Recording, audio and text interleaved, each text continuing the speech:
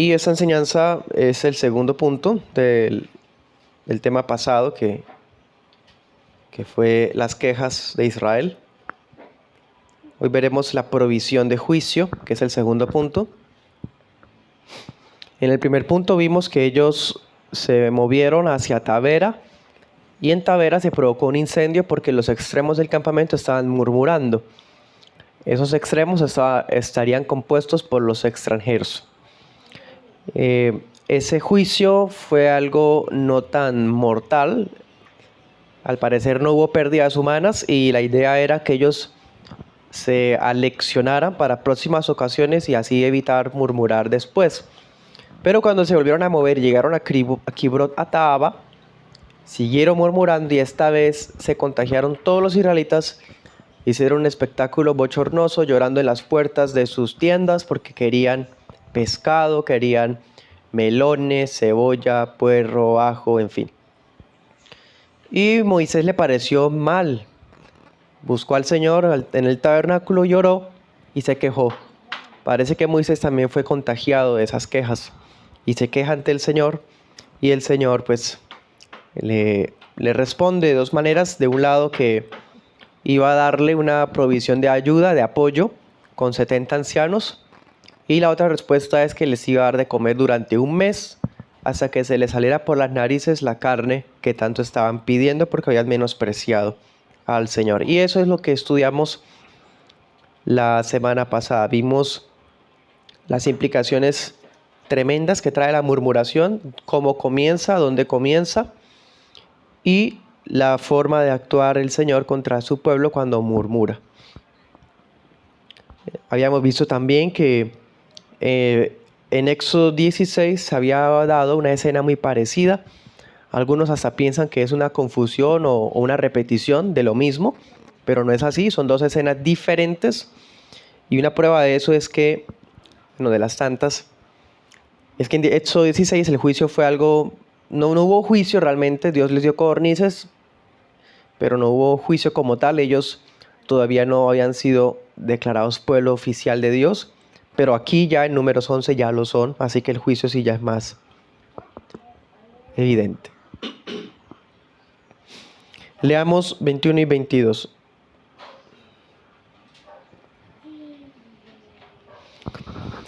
Aquí seguimos con la oración de Moisés. El Señor ya le respondió, pero Moisés vuelve y responde al Señor y dice: entonces dijo Moisés, 600,000 de a pie es el pueblo en medio del cual yo estoy, y tú dices, les daré carne y comerán un mes entero. ¿Se han de degollar para ellos ovejas y bueyes que les basten? ¿O se juntarán para ellos todos los peces del mar que les basten? Bien, en esta parte del capítulo vamos a aprender una lección muy importante. La semana pasada vimos las implicaciones de la murmuración, pero hoy vamos a ver una enseñanza muy especial para nosotros, y es que no siempre es bueno que Dios nos conceda nuestros deseos. Así como lo oye, no siempre es bueno que Dios nos conceda nuestros deseos. Esa va a ser la lección detrás de este juicio que está en este capítulo. Y esto lo puede testificar cualquier cristiano que haya hecho una petición caprichosa al Señor y Dios se la dio. Y se da cuenta que esa dádiva que Dios le da fue una disciplina para enseñarlo. Eso lo puede decir ese cristiano que se casó en yugo desigual apresuradamente. Eso lo puede decir el cristiano que se adelantó a tomar un crédito sin buscar el consejo de la palabra. Eso lo puede decir el que aspiró al ministerio sin buscar consejo de ancianos. Eso lo puede decir, en fin, cualquier caprichoso que insiste en algo que no le conviene, ni para lo cual está listo, pero Dios se lo da para disciplinarlo. Santiago 4:3 resume esto. Santiago 4:3.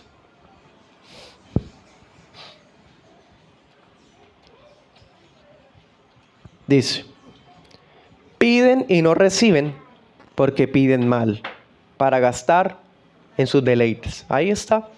¿Cómo sabemos cuando estamos pidiendo algo caprichosamente? Porque estamos pidiendo algo,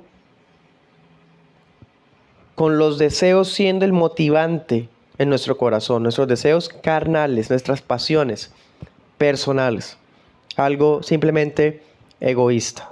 El Señor dice piden y no reciben porque piden mal para satisfacerse a ustedes mismos. Eso es pedir mal. Y es mejor que Dios nos diga que no. Yo soy uno de los que, y yo sé que usted se unirá a mí, de darle gracias a Dios por las veces que Él nos dijo que no. Los no de Dios son una respuesta hermosa, que cuando estamos actuando de manera así caprichosa y malvada, nos comportamos como ingratos. Pero el no de Dios es algo muy especial que nos está protegiendo. Pero cuando Él no quiere, no es su voluntad y dice luego que sí, hermano, vienen temporadas de dificultad. Bien, aquí Moisés ya había recibido la respuesta de Dios en las dos formas que les dije, pero él insistió. Y miren cómo insiste Moisés. Es como si le dijera, Señor, es que son demasiadas personas para darles de comer. Y tú estás diciendo que les vas a dar de comer por un mes. Miren hasta dónde ha caído Moisés. No solamente tuvo la duda o la incredulidad, la frustración o la incertidumbre, sino que aquí también lo vemos que sigue insistiendo a pesar de la respuesta. ¿Dónde habría suficientes bueyes y ovejas para tanta gente? ¿Se pescarían para ellos todos los peces del mar para que les alcance? Moisés está colocando en entredicho lo que Dios le respondió, hermano. Impresionante. Señor, tú estás diciendo que le vas a dar de comer a toda esta gente y por un mes, ¿cómo? La respuesta del Señor es muy hermosa, hermano. Dios responde con franqueza, con paciencia. Mira en el 23. Entonces Jehová respondió a Moisés: ¿se ha acortado la mano de Jehová? Ahora verás si se te cumple mi palabra o no. Qué hermosa respuesta, ¿no? El Señor, a nosotros nos da un poco de celo escuchar una forma de hablar así, ¿no? Contra el Señor, sea de quien venga, ¿no? Así sea Moisés. ¿Y cómo se sentirá, si me permiten la expresión, Dios que un siervo suyo ore así? ¿Cierto? Pues no, el Señor con franqueza y con paciencia le responde: ¿acaso la mano de Dios se ha cortado? Y así pasa con nosotros cuando realmente sentimos que no hay salida. Cuando hay una situación que nos hace sentir presas sin escapatoria. Y empezamos a orar, pero ya impregnados o empapados de quejas y, como vimos la semana pasada, de murmuraciones.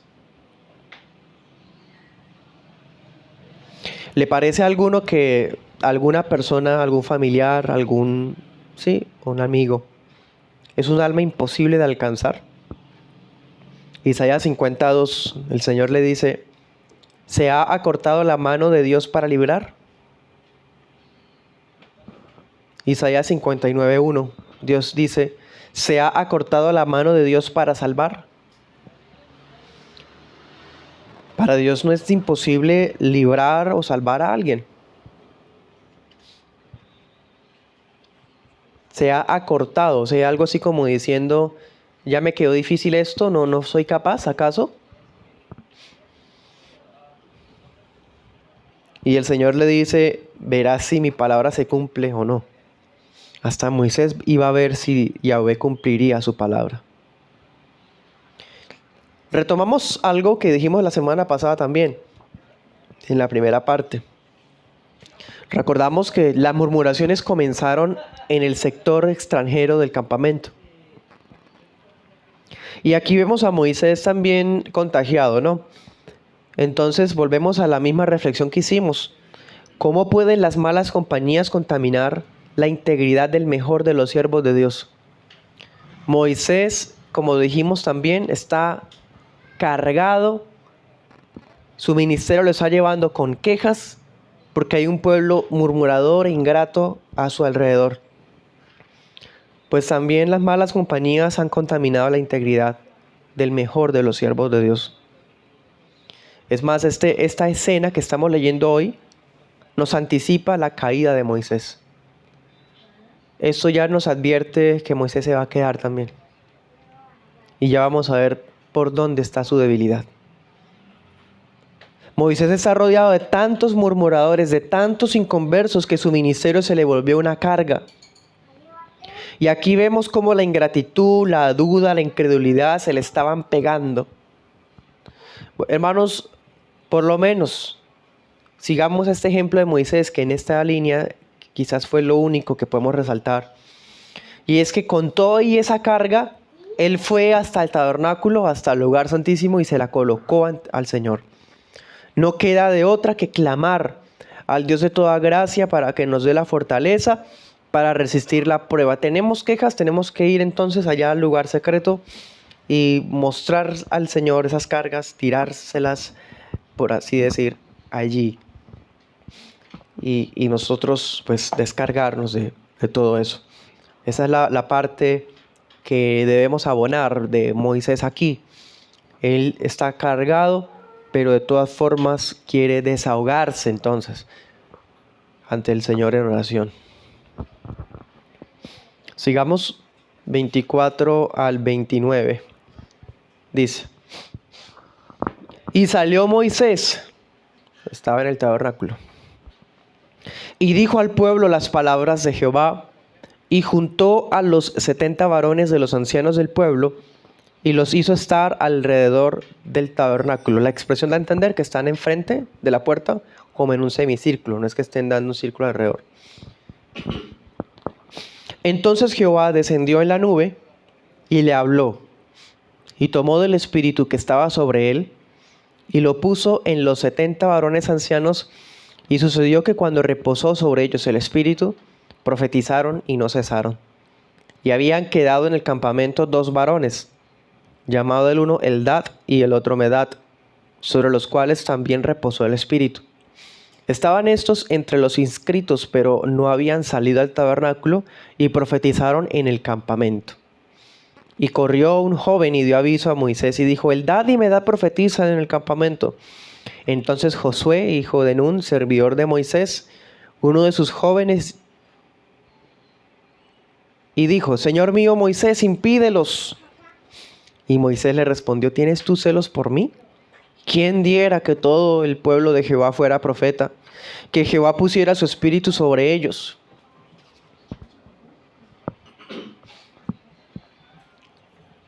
Amén. El Señor le respondió por segunda vez, y ya con esa segunda respuesta Moisés sale del tabernáculo para repetir la respuesta al pueblo. Hizo lo que Dios le dijo, reunió a los ancianos. Es algo similar había pasado en Éxodo 24:9. Pueden mirarlo. Habían habido 70 ancianos. No se sabe si sean los mismos, pero es probable que no sean los mismos. Y aquí pues eso lo decíamos un poco o brevemente, que Dios tomó del espíritu que había en Moisés y lo dio a los 70. Esto no quiere decir que se le menguaron energías o fuerzas a Moisés porque se le llevó una parte, un porcentaje del espíritu y lo repartió entre 70. No. Si ese espíritu es el Espíritu Santo que está en Moisés, o por lo menos la porción del espíritu que está en Moisés, hermano, el Espíritu Santo no tiene medida. No es algo cuantificable. O sea, no quiere decir que porque Dios toma el espíritu de Moisés y lo da a otros, Moisés disminuyó. Porque el espíritu no tiene medida. Lo que quiere decir es que compartió esa misma carga que tenía Moisés con los demás. La misma. Y Moisés quedó siendo el mismo Moisés. Bueno, cuando Dios puso de su espíritu sobre los 70, comenzaron a profetizar sin parar.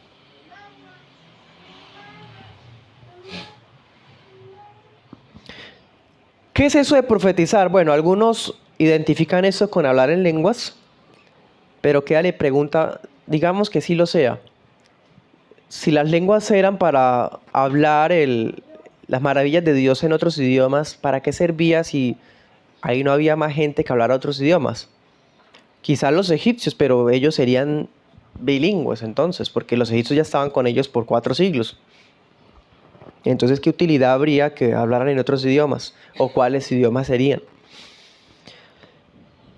Entonces, lo más sobrio y armónico para interpretar qué es eso que profetizaron es que ellos de repente tuvieron un éxtasis en donde empiezan a decir alabanzas, a proclamar alabanzas, ¿sí? No necesariamente tampoco profetizar es hablar del futuro o vaticinar lo que va a pasar mañana, tampoco trata de eso. Básicamente estos hombres fueron llenos, o por lo menos recibieron dones espirituales que les capacitarían para servir civil y judicialmente a Moisés, para apoyarlo. ¿Sí? Y bueno, otra pregunta que queda, ¿qué hay de los otros dos que se quedaron? ¿Por qué no fueron? Eran 70 los invitados, solo fueron 68 y 2 se quedaron allá en el campamento. Bueno, el texto no nos dice que ellos hubiesen sido renuentes, como diciendo, no, pues no vamos a ir, o uy, no, qué pereza, vayan ustedes, nosotros nos quedamos acá.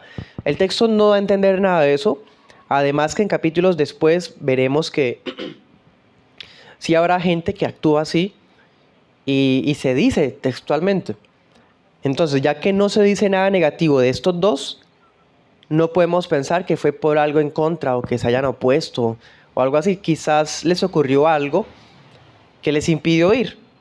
Algunos piensan que fue modestia, que les dio cierta modestia de no figurar públicamente. Y otros piensan que es porque les había ocurrido algo ceremonial y se sentían impedidos de ir al tabernáculo. ¿Sí? Como sea, no vemos nada que nos permita pensar que estaban en rebeldía contra Moisés y no les dio la gana de ir. No. Ellos se quedaron allá en el campamento y profetizaron donde se quedaron. Y eso es una señal que el Señor permite. Porque eran 70 los invitados, los 68 están profetizando que están ahí en el tabernáculo. Y como una señal visible de que esa llenura, bueno, no llenura, sino esa capacitación espiritual que Dios les da a todos ellos, que si era algo de Dios, una prueba es que 2 personas que no estaban ahí, estaban también profetizando donde sea que estaban y que estaban invitados a ir, ¿sí? Entonces, esa es una señal que Dios da para los que estaban en el campamento. A algunos no les pareció bien esto. A algunos les pareció que ellos no debían profetizar. Entonces un joven salió corriendo para informar a Moisés lo que estaba pasando. El texto nos muestra a Josué, otra vez Josué apareciendo en la escena. Josué era un joven que ayudaba a Moisés desde temprana edad. Cuando Josué, que es como la mano derecha de Moisés, se entera que esos dos están profetizando allá y no vinieron, él le da como celos, le da como así, no quisieron venir y ¿por qué están profetizando? Moisés, impídelos, mi señor. De cierta forma es bonito, ¿no? Ese celo que tiene Josué como defendiendo a su maestro, ¿no? Como diciendo, el único eres tú, o sea, porque ellos van a profetizar si el profeta eres tú, no te van a prestar atención a ti, van a empezar a escucharlos a ellos, o mejor dicho, yo no sé, pero Josué vería amenazada el liderazgo de Moisés. Entonces, miren lo que Moisés le dice, algo también muy, muy especial. Moisés lo reprende y lo amonesta para que no sienta celos, como diciendo, ¿tú por qué sientes celos por mí? ¿Sí? ¿No les recuerda a alguien, a alguna persona, esto que hace aquí Josué? Bueno, Marcos 9:38. Marcos 9:38 al 40. Tenemos una escena muy parecida y el mismo tipo de celo sin ciencia, diría el apóstol Pablo. Jacobo y Juan, cuando le dicen al Señor, Señor, mira que hay un fulano allá sacando demonios, haciendo milagros en tu nombre. Nosotros le dijimos que no porque no está con nosotros, ¿sí? Ese es el mismo tipo de celo, un celo inmaduro que está mostrando también acá Josué, ¿sí? Y el Señor pues les dijo, déjenlo. ¿Se acuerdan? Que si no es contra nosotros, por nosotros es. Y aquí lo mismo, Moisés actúa como todo un varón maduro en la fe, no siente celos, no se siente amenazado de que el espíritu de él se hubiese dado a 70 personas, no hay problema. Miren cómo dice, al contrario, cuánto desearía que todo el pueblo de Dios fuera profeta. Algo que también expresó Pablo, anótelo, 1 Corintios 14:5.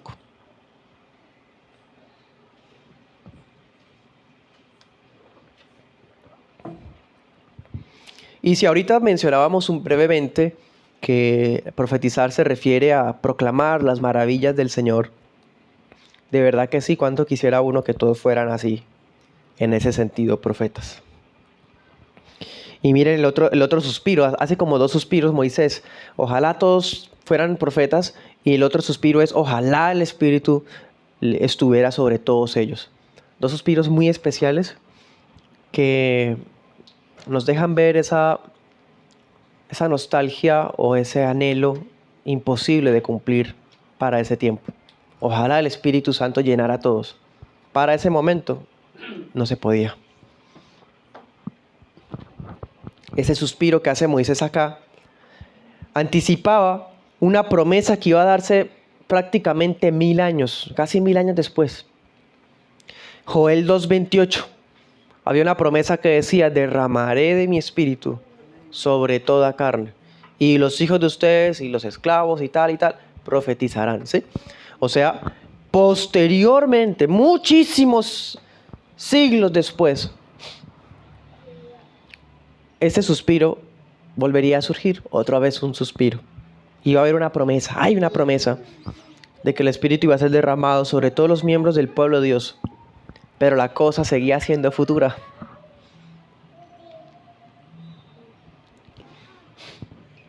O sea, durante todo el Antiguo Testamento, la venida del Espíritu Santo era un suspiro.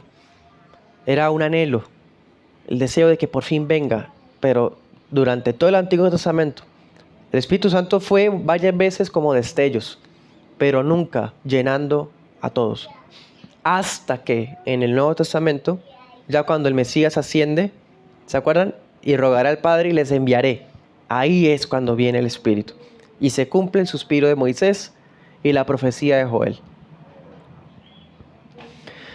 Hay otra lección acá detrás de la actitud de Moisés. No solamente que destacamos su error, el pecado que cometió en la forma como oraba. También hemos destacado lo bueno, que sus quejas se las derramó al Señor allá en oración. Sí. Y aquí estamos viendo otra, su madurez espiritual, de que no se siente amenazado porque haya otras personas que estén apoyándolo, ¿sí? O sea, eso es una lección también de humildad. Y esa lección de humildad va dirigida especialmente a los ministros del Evangelio. Es parte de la carnalidad, no solo de la inmadurez. Aquí estamos hablando ya de carnalidad, algo pecaminoso. Que entre ministros de Dios existan celos o rivalidades. Es algo patético y horrible.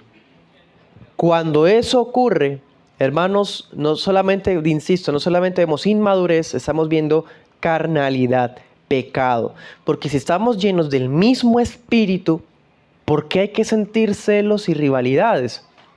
Capacitados de la misma forma espiritual, ¿por qué? Antes deberíamos decir como Moisés, ojalá hubieran más ministros, ojalá hubieran más obreros para la mies. Ese es el clamor de alguien maduro en la fe y especialmente en el ministerio. Unámonos al deseo de Moisés de que Dios levante más obreros entre nosotros, y no porque Dios empieza a levantar varios, entonces los que estamos, entonces empezamos como a sentir como amenaza o envidia. Dios nos guarde de eso.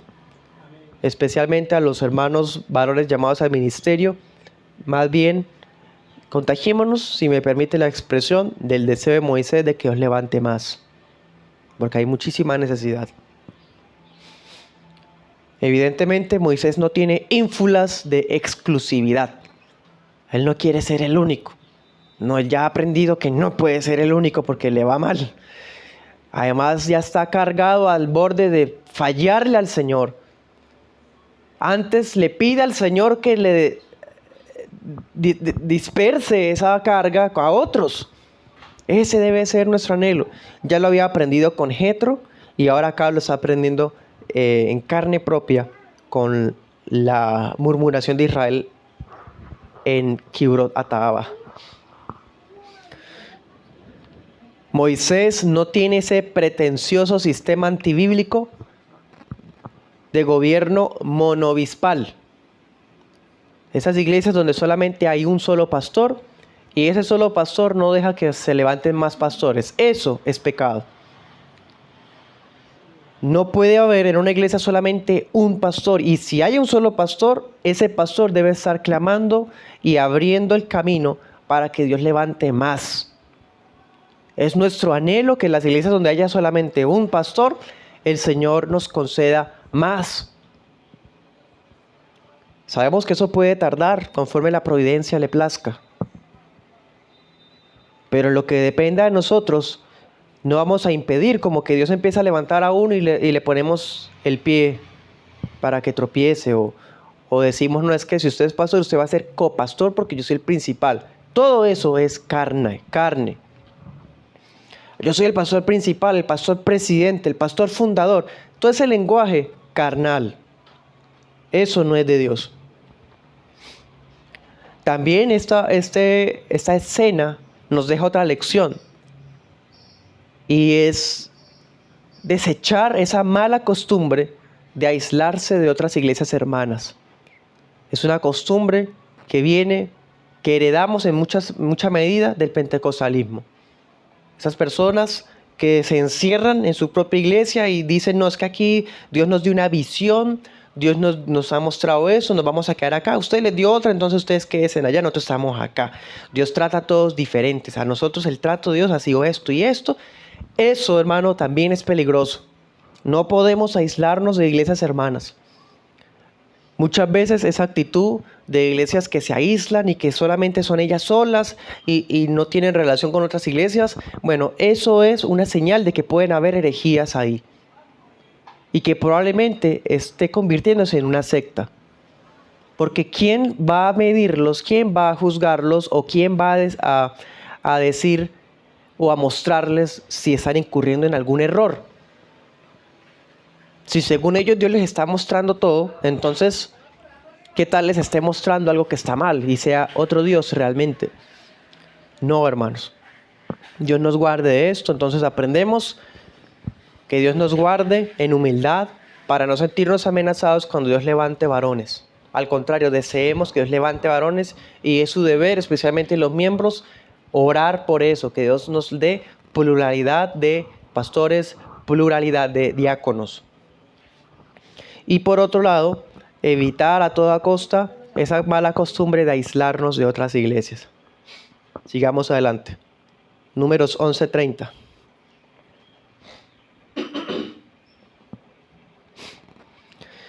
Y volvió Moisés al campamento, él y los ancianos de Israel.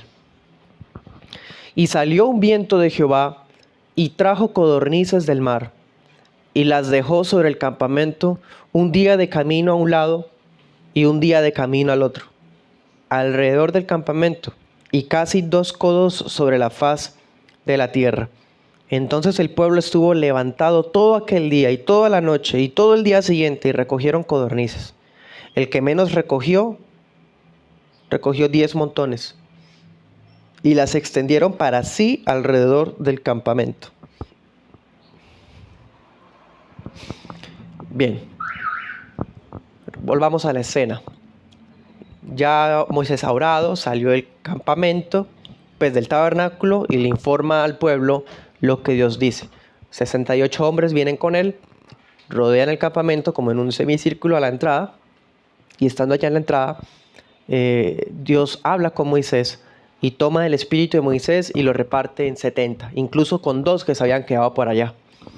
Un jovencito viene corriendo, Señor, hay 2 profetizando allá en el campamento. Y José, Señor, impídelos.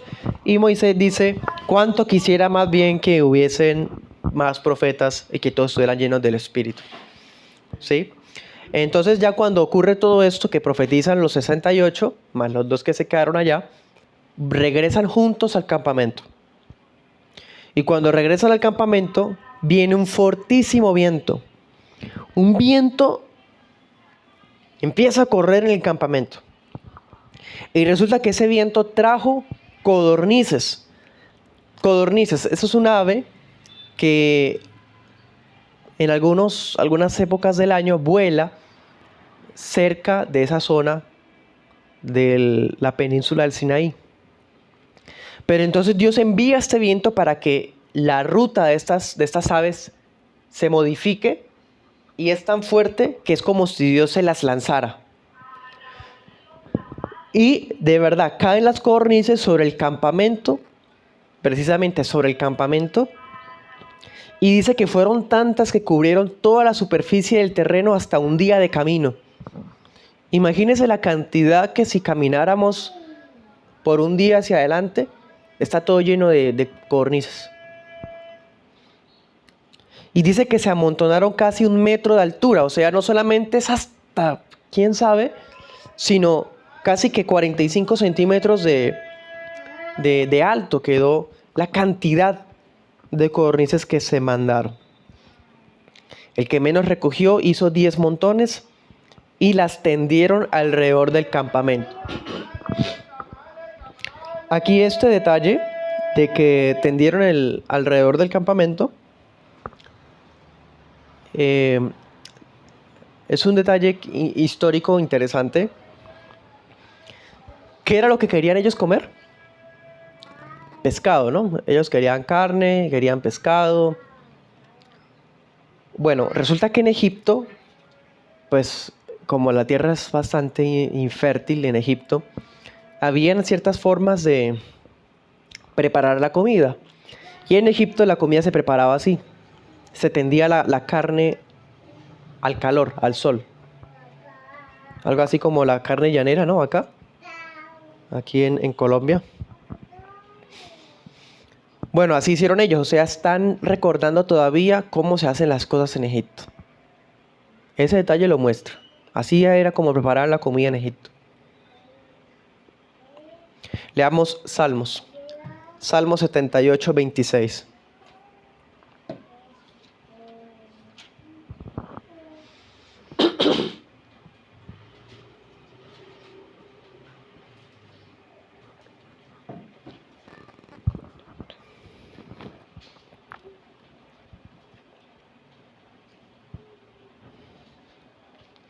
Jehová movió el viento del este en el cielo y trajo con su fortaleza el viento del sur, e hizo llover sobre ellos carne como polvo, aves aladas como arena del mar, y las hizo caer en medio del campamento de ellos, alrededor de sus tiendas, y comieron y se saciaron mucho. Les cumplió pues su deseo. No habían aún quitado de sí su deseo, aún estaba su comida en su boca, cuando vino sobre ellos el furor de Dios, y mató a los más robustos de ellos, y derribó a los escogidos de Israel. Salmo 106, 13.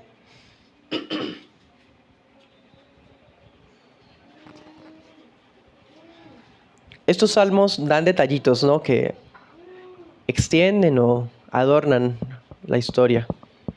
106, 13 dice: bien pronto se olvidaron de sus obras, no esperaron su consejo, y desearon con codicia en el desierto, y tentaron a Dios en la soledad. Y Él les dio lo que pidieron, mas envió debilidad en sus almas. Amén. Volvamos al texto. No olvide la lección principal detrás de esta escena. La lección principal es que a veces es mejor que Dios nos diga que no a nuestros caprichos. Y aquí estamos viendo esto con el lenguaje de Salmos. Volvamos al texto. Números 11, 33. Aún estaba la carne entre sus dientes, antes que fuera masticada, cuando el furor de Jehová se encendió contra el pueblo, e hirió Jehová al pueblo con una plaga muy grande, y llamó el nombre de aquel lugar Kibrot Hataava, por cuanto allí sepultaron al pueblo codicioso. De Kibrot Hataava partió el pueblo a Haserot, y se quedaron en Haserot. Hermano, ellos traían tantas ansias por comer que cometieron el mismo pecado de incredulidad que cometieron cuando salieron a buscar maná en día de reposo. ¿Se acuerdan? Éxodo 16:20. En esa oportunidad Dios les había dicho, yo les voy a dar la porción de maná todos los días, pero el viernes les voy a dar el doble para que el sábado no tengan que salir y el sábado lo guarden para mí. Pues resulta que cuando llegó el viernes, Dios dio el doble, como dijo, pero a algunos no les bastó y salieron el sábado de todas formas a recoger.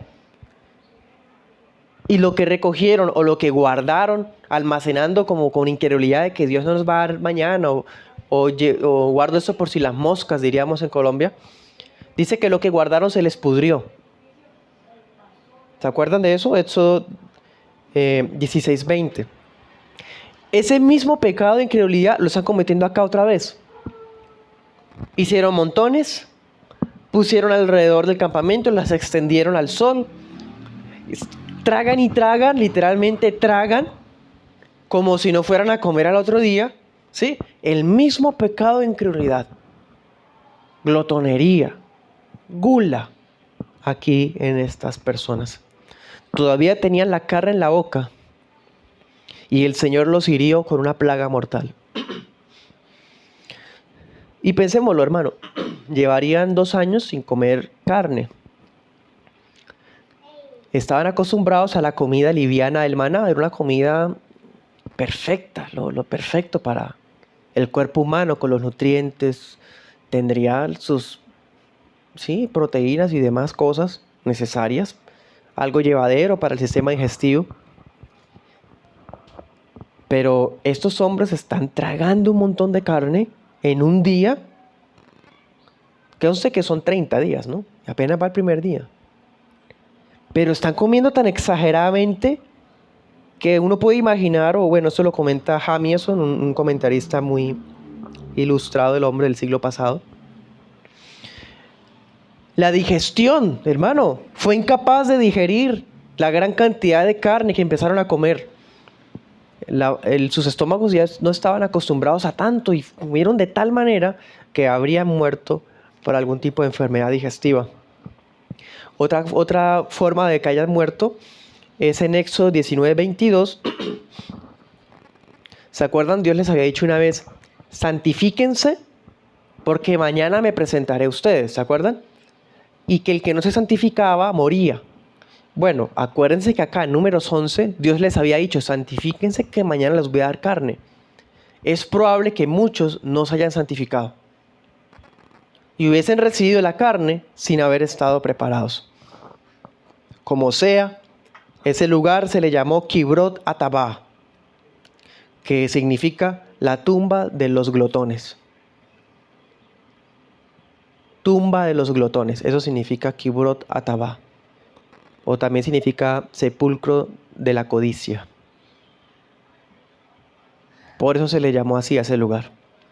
¿Cuántos morirían? No tenemos el dato,